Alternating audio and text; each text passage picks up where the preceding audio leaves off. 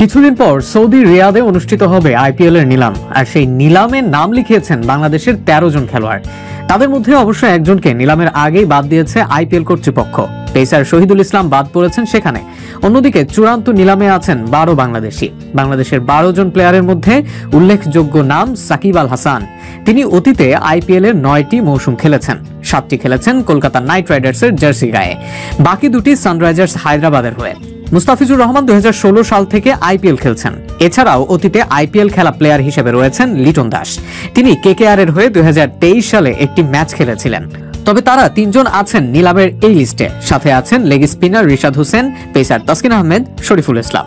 ব্যাটারদের মধ্যে লিটন ছাড়াও আছেন তাওহিদ হৃদয়, অলরাউন্ডার মেহেদী হাসান মিরাজের সঙ্গে আছেন পেসার তানজিম হাসান। এছাড়াও স্পিনিং অলরাউন্ডার মাহিদী হাসান, তরুণ স্পিড স্টার নাহিদ রানা, হাসান মাহমুদ আছেন এবারের চূড়ান্ত নিলামে। এবারের নিলামে চমক আছে দুটি। একটি হচ্ছে ইংল্যান্ডের কিংবদন্তি পেসার জেমস অ্যান্ডারসন, আর অন্যজন ভারতেরই 13 বছরের এক বালক। বিশেষ করে এই বালক নজর কেড়েছেন সবার। মাস দুয়েক আগেই 13 বছর 188 দিনে পেশাদার ক্রিকেটে সেঞ্চুরি পেয়েছিলেন এই ভারতীয় কিশোর। তাই আইপিএল এর নিলামের জন্য শর্টলিস্টে চলে এসেছে বৈভব সূর্যবংশীর নাম। বৈভবের এমন উত্থান অবশ্য ধারাবাহিক প্রক্রিয়ার ফসল। এরই মধ্যে খেলেছেন রঞ্জি ট্রফিতে।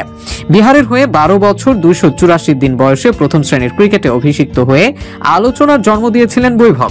প্রথম শ্রেণীর ক্যারিয়ারের শুরুটা অবশ্য তেমন ভালো হয়নি। 5 ম্যাচে এখনো পর্যন্ত মোট রান করেছেন 100।